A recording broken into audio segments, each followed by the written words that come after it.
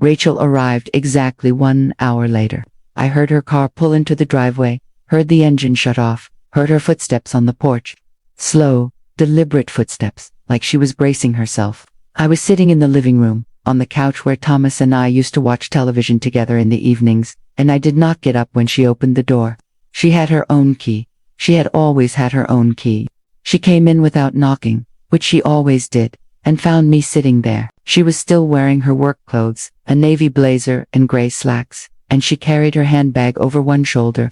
Her face was composed, carefully blank, like she was walking into a business meeting rather than a confrontation with her mother. "Mom," she said, and she stopped a few feet inside the room, not coming closer. "You wanted to talk." I looked at her for a long moment, this woman who had grown inside my body, who I had nursed and rocked and stayed up with through countless sleepless nights. I tried to see the little girl she had been, the one who used to crawl into my lap when she was scared, who used to tell me everything, but I could not find her. The woman standing in front of me was a stranger. "Sit down," I said quietly. Rachel hesitated, then moved to the armchair across from me. She sat on the edge of it, her posture perfect, her hands folded in her lap. She looked like she was waiting for something, and the wrongness of it, all the formality, the distance, the careful control made me want to scream. "I received a phone call this morning," I began, keeping my voice level, "from a real estate agent named David Chen. He wanted to confirm the closing date for this house, my house, the house that I did not agree to sell." Rachel's expression did not change. She just sat there, watching me, waiting. "He told me that you filed power of attorney paperwork, that you have been handling the sale on my behalf." I leaned forward, my hands gripping the edge of the couch cushion. "Rachel, I want you to explain to me, right now, how you could possibly think that was acceptable, how you could sell my home without my knowledge or permission." She took a breath, and when she spoke, her voice was calm, measured, like she was explaining something obvious to someone who was being unreasonable. "Mom, I did what needed to be done. You were not going to make this decision on your own, and someone had to step in." The casualness of it, the matter-of-fact tone, hit me like a slap. "Step in, Rachel. This is my house, my life. You had no right." "I had every right." She cut me off, and there was an edge to her voice now, a sharpness that I had not heard before. "The power of attorney paperwork is legitimate. It was drawn up by a lawyer and filed properly. Everything was done legally. I never signed any power of attorney," I said, my voice rising despite my efforts to stay calm. "I would never give you that kind of control." "When did this supposedly happen?" Rachel reached into her handbag and pulled out a folder. She opened it and handed me a document, her movements efficient and practiced. "2 years ago. You signed it after Dad died. You were grieving, and you said you wanted to make sure someone could handle things if you were not able to. I had the lawyer draw up the paperwork, and you signed it in his office." I took the paper with shaking hands and stared at it. It was a power of attorney document, dated 2 years ago, with my signature at the bottom. My signature. I recognized the loops and slants of my own handwriting, recognized the way I dotted my I's, but I had no memory of signing this, none at all. "I do not remember this," I whispered. "You were not yourself back then," Rachel said, and her voice had softened slightly, taken on that pitying tone that made my skin crawl. "You were depressed after Dad died. You were barely functioning. I was worried about you, and I wanted to make sure I could help if things got worse. You agreed it was a good idea."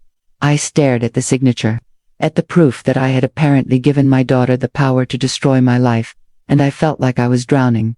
Had I really signed this? I remembered the months after Thomas died as a gray blur, remembered days when getting out of bed felt impossible, remembered the weight of grief pressing down on me like something physical. But this, surely I would remember something this important. "Even if I did sign this," I said slowly, looking up at her, "that does not give you the right to sell my house without telling me. Power of attorney is supposed to be used when someone is incapacitated, when they cannot make decisions for themselves. I am perfectly capable, Rachel. I am healthy and clear-headed, and I did not want to sell this house." "You are not thinking clearly about this," Rachel said, and she leaned forward, her expression earnest now, almost pleading. "Mom, I know you love this house. I know it has memories. But holding on to it is not healthy. You are isolating yourself here. You barely leave. You do not see friends. You are stuck in the past, and it is hurting you." That is not true. But even as I said it, I wondered if it was. Had I been isolating myself? I saw Ellen. I went to the grocery store, I had my routines, but when was the last time I had done something just for pleasure? When was the last time I had felt truly happy? It is true, Rachel insisted. I have been watching you fade away in this house for 3 years. Every time I visit, you look smaller, sadder.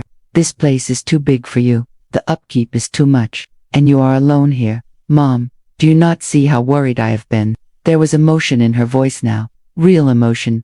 And for a moment I saw a flash of the daughter I remembered. The one who cared, who worried, who loved me.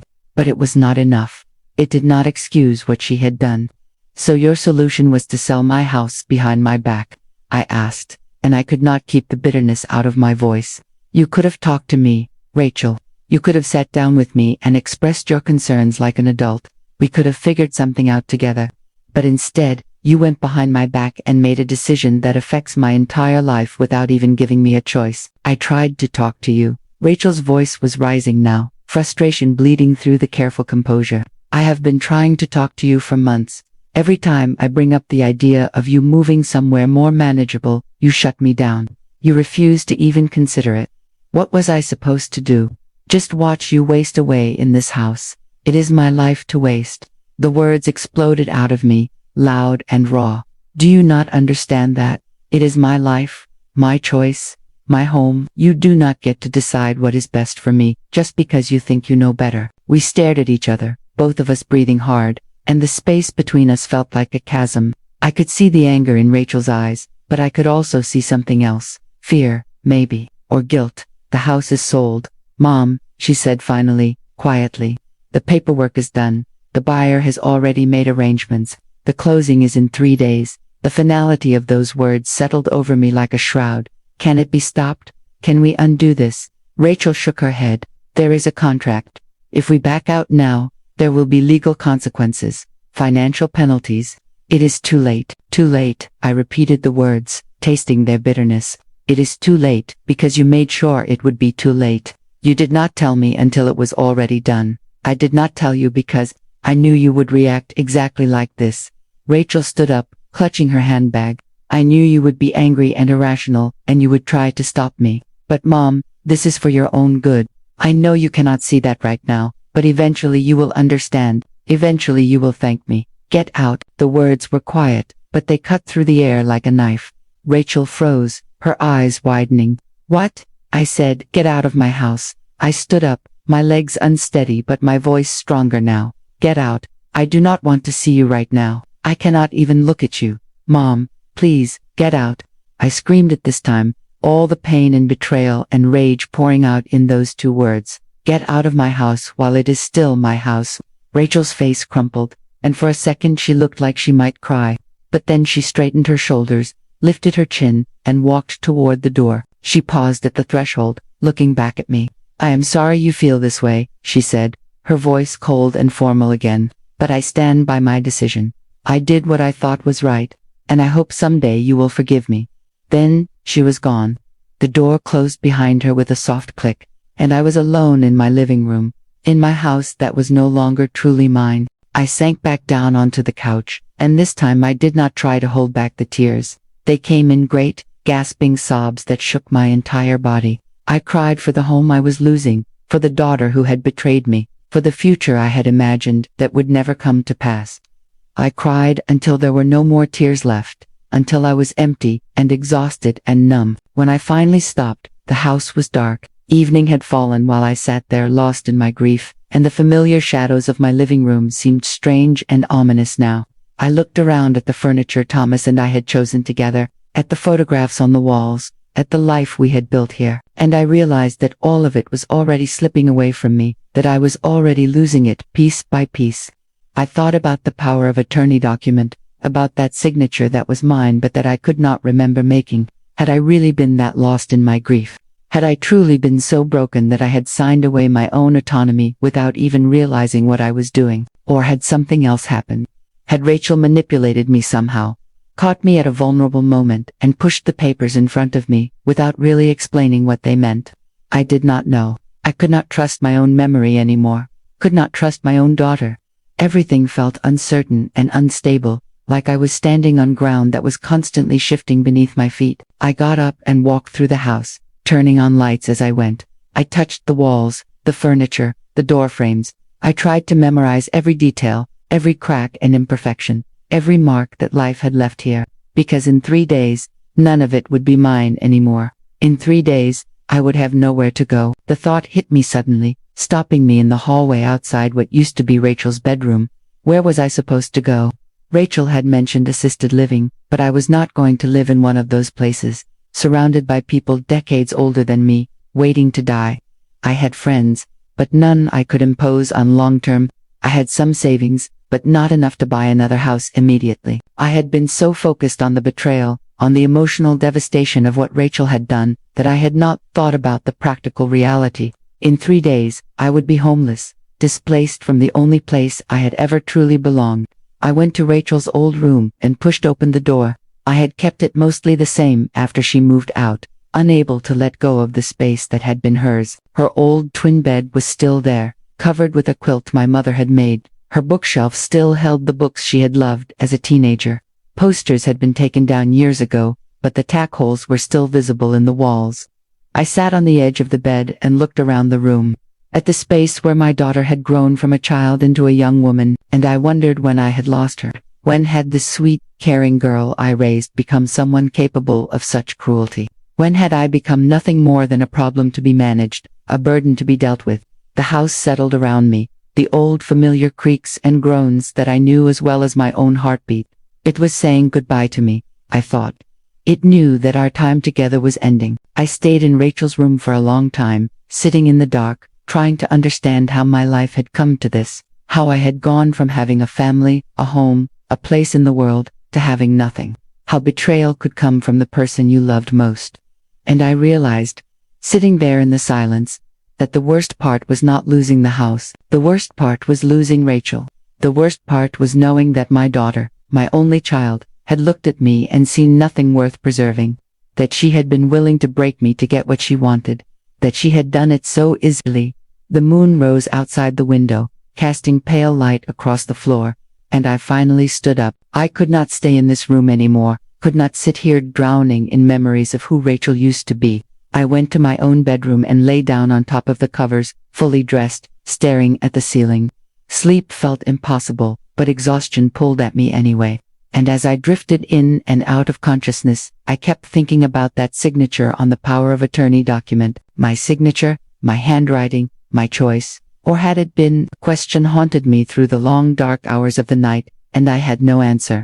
All I knew was that in 3 days, everything would change. And I had no idea how I was going to survive it. I did not sleep that night. I lay in bed watching the ceiling, watching the way the moonlight moved across it as the hours passed, and my mind would not stop spinning. Every time I closed my eyes, I saw Rachel's face, heard her cold voice saying, "The house is sold." Mom, felt the weight of those words crushing down on me. When morning finally came, gray and overcast, I got up and made coffee. My body moved through the motions automatically while my brain tried to process what I needed to do. I had 3 days. 3 days to pack up a lifetime. 3 days to figure out where I was going to live. 3 days to somehow accept that everything I knew was ending. I sat at the kitchen table with my coffee and opened my laptop. I had to find somewhere to go. I started searching for apartments in the area. Small, one-bedroom places that I could afford on my limited income. Thomas's life insurance had left me with some money, and I had Social Security, but it was not much. I had always assumed I would live in this house for the rest of my life, that I would never have to worry about rent or mortgage payments again. The apartment listings blurred together on the screen. Tiny spaces with white walls and carpet that had seen better days. Generic, soulless boxes where people lived but did not make homes. I clicked through them mechanically, sending inquiry emails, knowing that even if I found something, I would never belong there the way I belonged here. My phone rang at 8:30. It was my sister Linda, calling from Arizona where she had retired with her husband 5 years ago. I almost did not answer. Linda and I talked maybe once a month, brief conversations about the weather and our health, and not much else. We had never been particularly close, separated by distance and by the different paths our lives had taken. But something made me pick up. Margaret. Linda's voice was warm and familiar despite the miles between us. "I am so glad I caught you. I was just thinking about you and wanted to check in. How are you doing?" The simple kindness of the question broke something inside me. My throat tightened, and I had to take a breath before I could answer. Linda, something has happened. I told her everything. About Rachel's visit, about the phone call from the real estate agent, about the power of attorney I did not remember signing, about the confrontation yesterday, and the closing date that was now only 2 days away. The words poured out of me in a rush, and Linda listened without interrupting, without offering empty reassurances. When I finished, there was a long silence on the other end of the line. That girl has lost her mind, Linda said finally, and there was anger in her voice, protective and fierce. Margaret, this is not right. What she did is not right. Power of attorney or not, you do not sell your mother's house out from under her. She thinks she is helping me, I said, and I hated how small my voice sounded. She thinks I am not capable of taking care of myself. That is nonsense. You are one of the most capable people I know. You have been taking care of yourself and everyone else for your entire life. Linda paused, and I could hear her breathing, thinking. Have you talked to a lawyer? There has to be something you can do to stop this. Rachel said the contract is binding. That there would be legal penalties if I backed out now. She could be lying, or exaggerating. Margaret, you need to talk to a lawyer before you accept this. You need to know what your options really are. I had not thought of that. In my shock and grief, I had simply accepted Rachel's word as truth. But Linda was right. I needed to know for certain. I do not even know who to call. I am going to send you the name of a friend's daughter who practices law in your area. Family law, estate planning, that sort of thing. You call her today. Do you hear me? Today. And you tell her what happened. Let her tell you what your options are. All right. I felt a small spark of something, not quite hope, but something close to it. Thank you, Linda and Margaret. Linda's voice softened. If you need somewhere to go, you come here. You come stay with me and Robert. We have plenty of room, and you are always welcome. The offer touched me deeply, but I could not imagine leaving this town, this place where I had spent most of my life. Arizona felt like another world, hot and dry and full of strangers. I appreciate that, I really do. Let me see what the lawyer says first. Promise me you will call her today. I promise. After we hung up, I sat with my phone in my hand, feeling less alone than I had a moment before. Linda was right. I needed to fight this, or at least understand it fully, before I surrendered. I waited for her text with the lawyer's contact information, pacing around my kitchen, unable to sit still. The text came 10 minutes later. Melissa Brennan, with a phone number and an email address. I called immediately, before I could lose my nerve. A receptionist answered, professional and polite, and I explained that I needed to speak with Melissa Brennan urgently about a family legal matter. The receptionist put me on hold, and I listened to soft classical music for what felt like an eternity but was probably only 2 minutes. Then, a woman's voice came on the line. Mrs. Patterson, this is Melissa Brennan. My receptionist said, you have an urgent matter. How can I help you? I told her everything again, forcing myself to be clear and concise despite the emotion threatening to choke my words. Melissa listened carefully, asking occasional questions about dates and details. Mrs. Patterson, she said when I finished, I am going to be honest with you. If the power of attorney document is legitimate and properly filed, and if your daughter has already entered into a binding contract to sell the property, your legal options may be limited. However, I would need to see all the documentation to give you a proper assessment. Can you come to my office this afternoon? Yes, absolutely. I have an opening at 2 o'clock. Bring any paperwork you have, the power of attorney document, any correspondence from the real estate agent, anything related to the sale. We will review everything together and see where we stand. After I hung up, I felt marginally better. At least I was doing something, taking action instead of just sitting here drowning in despair. I gathered all the documents I could find, the power of attorney Rachel had shown me, the letter from the real estate agency, the deed to the house. I put them all in a folder and set it by the front door so I would not forget it. Then, I started packing. I did not know where I was going, but I knew I had to do something. I went upstairs to my bedroom and pulled suitcases out of the closet. I started with clothes, folding them mechanically and placing them in the largest suitcase. Then I moved on to personal items, photographs, jewelry, the few things that were truly irreplaceable. It was surreal, packing up my life like this. Each item I placed in a box felt like a small death, a severing of connection to this place. I found myself stopping frequently, holding objects and remembering their stories. The vase Thomas bought me on our 10th anniversary, the quilt my mother made for our wedding, Rachel's baby blanket, still soft and worn from so much love. I could not take everything. That was the harsh reality I kept running into. Even if I found an apartment, it would be small. Most of this furniture would not fit. Most of these accumulated treasures of a lifetime would have to be sold or given away or simply left behind. The doorbell rang just before noon. I went downstairs to find Ellen standing on the porch again, this time with no casserole, just a concerned expression and a determined set to her jaw. "I am coming in," she announced, pushing past me gently, "and we are going to figure this out together. You should not be doing this alone."